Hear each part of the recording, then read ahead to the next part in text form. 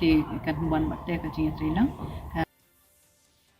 The Synjuk Rangbah Shnong Bhoi district today has taken strong decision to file complaint against the state government for failing to pay the pending bills of materials on the implementation of MNREGA on several villages in Bhoi district. Speaking to media, the General Secretary of Synjuk Rangbah Shnong Bhoi district, PB Silyang, said that the state government has taken lightly in the implementation of various projects of Mahatma Gandhi National Rural Employment Guaranteed Act, and hence we are compelled to take this decision to move to the higher court for legal action on delay of pending bills of material which are yet to be paid by the state government.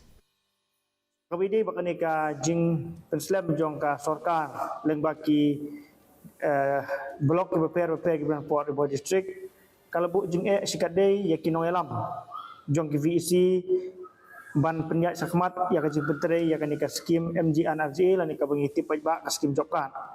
mentala arsnem tam nakaliang jong kibubun VEC ni klaim yo su igajing siu hakabide bat ka bay materials tikumta rakawi ka jingmut nakaliang jong ka Synjuk ngilarai ba ya kanika kam ngin pa no ka jing ujo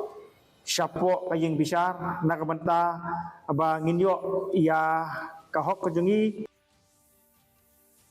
The weather report. The maximum temperature was recorded at 25.5